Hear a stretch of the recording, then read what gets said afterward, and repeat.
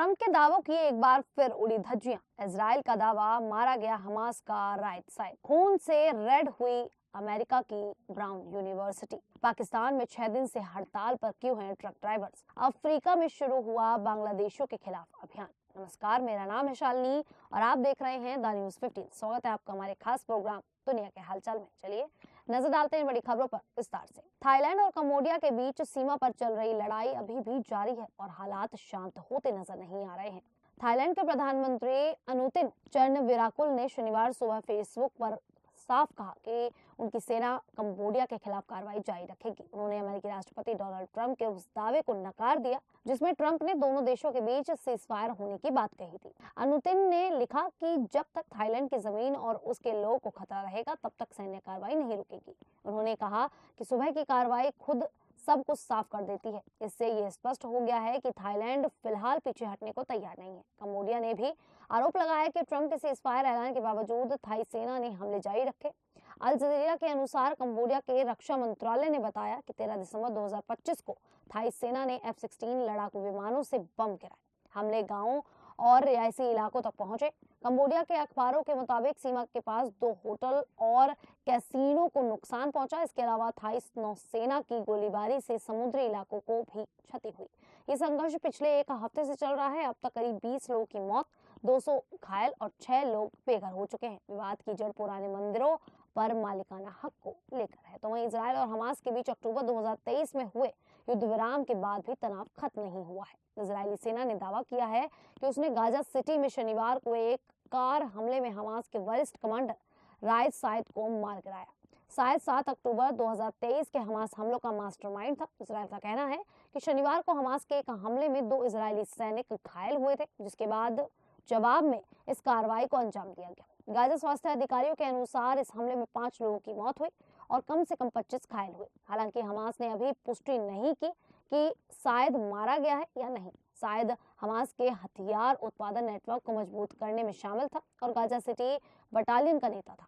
Hamas ने इस हमले की निंदा की और इसे युद्ध विराम का उल्लंघन बताया। 7 अक्टूबर 2023 को हमास ने दक्षिणी इजराइल पर हमला किया, जिसमें 1200 लोग मारे गए और 251 बंधक बने।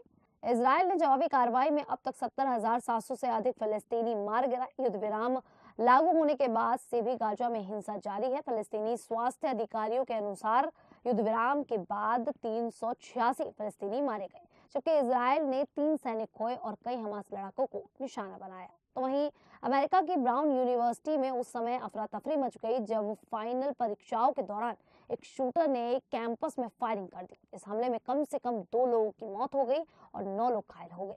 अभी घायलों को अस्पताल ले जाया गया, जिसमें से एक की हालत गंभीर बताई गई है।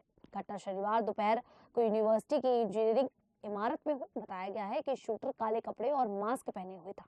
वह करीब 30 साल का पुरुष बताया जा रहा है। फायरिंग के बाद वह मौके से फरार हो गया। पुलिस उसकी तलाश में जुटी हुई है। गोलीबारी के बाद पूरे कैंपस में दहशत फैल गई है। छात्रों और स्टाफ को सुरक्षित जगह पर छिपाने के निर्देश दिए गए हैं। आसपास के इलाकों में भी शेल्टर इन प्लेस लागू कर दिया गया है। कई घंटों तक पुलिस ने इमारतों की तलाशी ली। यूनिवर्सिटी के अध्यक्ष ने बताया कि घायल हुए अधिकतर लोग छात्र हैं। घटना के समय इमारत में परीक्षाएं चल रही थी।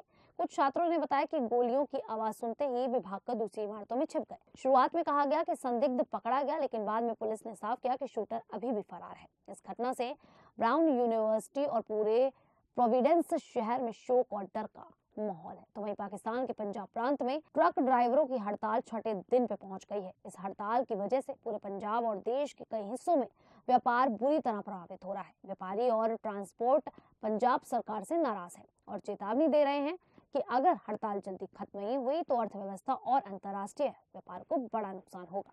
पाकिस्तान के टेक्सटाइल एक्सपोर्ट्स एसोसिएशन के महासचिव ने कहा कि कराची पोर्ट पर कच्चा माल फंसा हुआ है और तैयार माल भी फैक्ट्रियों में पड़ा है।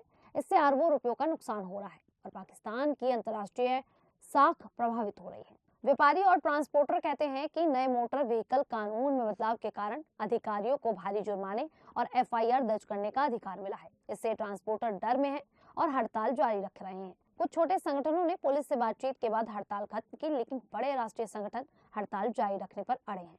उनका कहना है कि जब तक विवादित कानूनों को रोका नहीं जाता, हड़ताल चलेगी। ट्रांसपोर्टर मांग कर रहे हैं कि कराची पोर्ट पर उचित पार्किंग और सुविधाएं दी जाए। व्यापारियों का कहना है कि हड़ताल जल्द खत्म नहीं हुई तो सप्लाई चेन टूटेगी, उद्योग को नुकसान होगा और पाकिस्तान की अर्थव्यवस्था पर गंभीर असर पड़ेगा। तो वहीं दक्षिण अफ्रीका ने नकली वीजा के साथ आए 16 बांग्लादेशी नागरिकों को डिपोर्ट किया है। ये सभी इथोपियन एयरलाइंस की फ्लाइट से ओआर टैम्बो इंटरनेशनल एयरपोर्ट पहुंचे थे, लेकिन अधिकारियों ने उन्हें पकड़ लिया। ये कार्रवाई मानव तस्करी और अवैध प्रवासन को रोकने के लिए की गई। बीएमए की कार्यवाहक आयुक्त जैन थोपाना ने बताया कि गिरफ्तार किए गए लोग संदिग्ध व्यवहार कर रहे थे। उनकी जांच में दस्तावेज नकली पाए गए और उनकी यात्रा का उद्देश्य वैध नहीं था। इस तरह की गतिविधि मानव तस्करी सिंडिकेट से जुड़ी हो सकती है। थोपाना ने कहा कि बीएमए यात्री डेटा व्यवहार प्रोफाइलिंग और जमीन पर प्रवर्तन का इस्तेमाल कर सीमा सुरक्षा मजबूत कर रही है। इसके अलावा एयरलाइन को हर अवैध यात्री पर 15,000 रैंड का जुर्माना देना होगा और उन्हें वापस भेजने की लागत भी एयरलाइन को उठानी होगी। दक्षिण अफ्रीका में लंबे समय से बांग्लादेश, पाकिस्तान, सोमालिया और इथोपिया के प्रवासी नकली दस्तावेजों से प्रवेश कर रहे हैं। यहाँ लगभग 3,50,000 बांग्लादेश मूल के निवासी रहते हैं, जिनमें ज्यादातर ने राजनीतिक शरण ली है। ये अभियान राष्ट्रीय सुरक्षा और अवैध प्रवासन रोकने के लिए महत्वपूर्ण कदम माना जा रहा है। खैर, अफ्रीका की इस कार्रवाई को लेकर आप लोगों की क्या राय है, आप हमें कमेंट करके जरूर बताइएगा। अभी के लिए इतना ही, फिर हाजिर होंगे ऐसी ही देश और दुनिया से जुड़ी बड़ी खबरों के साथ। तब तक के लिए देखते रहिए द न्यूज़ 15।